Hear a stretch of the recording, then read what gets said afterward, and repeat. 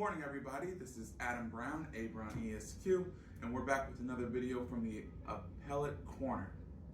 Now, I've been kind of endeavoring to read different appellate decisions, and by the way, I saw that comment about endeavoring, and endeavor just simply means to try a little harder.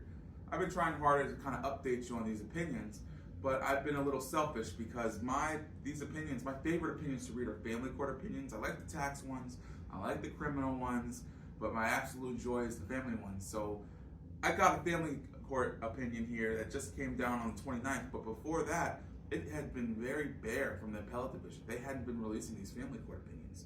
So I got a ton of criminal opinions I want to go over with you. I've got a couple of tax court ones. They haven't been as much either. They've been few and far between. And so today, I'm going to go and kick off the post-holiday appellate division opinion corner with RAM III versus RO. This is a Camden County case with a fantastic group of judges from the appellate division. Very good judges, by the way. And so this is a fun case. Here's what happens. In this case, well, let me step back. Have you ever wondered if you can call the police on someone for calling the police on you? Think about that.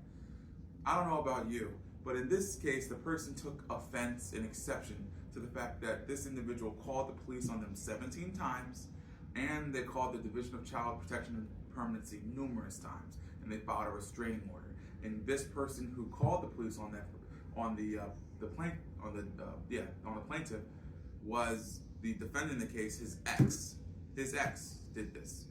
So, your ex is calling the police. She or he is saying, oh, you're hurting the kids. The police constantly come out to your house. They do a welfare check. In this case, they had 17 different instances where the police went to their house. Now, the appellate division judges reversed this decision because the trial court, and this is a Camden County judge, entered the restraining order against the individual for calling the police. But the appellate division said, you can't do that.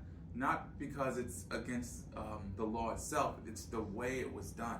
There was an incomplete record, an incomplete analysis of the necessary factors for a restraining order. It was sort of just broad strokes. This is annoying, this is alarming, this is harassing, you should have a restraining order. The history wasn't methodically broken down on the record. It wasn't complete. So the appellate division said, you know what, we're going to reverse the decision to enter the restraining order, and we're going to remand it, which means send it back to the trial judge who made the decision for more findings so you can kind of get more information and then make your decision again on the record. So yeah, bottom line is, if you constantly call the police on someone, this is my opinion, not to be used, relied upon, whatever. I think and this isn't a binding decision, but I think that if you can prove the person's doing it to annoy you, I think that you can have a restraining order against the other person if you have the right relationship. I think that it's, because the police were going there and there was nothing wrong with the child. They were being lied to essentially on the phone. And on 911 calls, if I was trying to prove a case like this, I would pull the 911 calls. And the calls would specifically say, hey, this person's hurting the child, or hey, I think the child's in danger. And in this case, the person who had just seen the child on Zoom and then called a second later, just kind of rousing up the police. Now, as far as the DCPP wellness checks, and I don't know how they knew the person brought DCPP out, because that's completely confidential. They don't tell who calls DCPP, aka DIPAS. Anyway, Skylar gave me the look. I got wrapped up the video.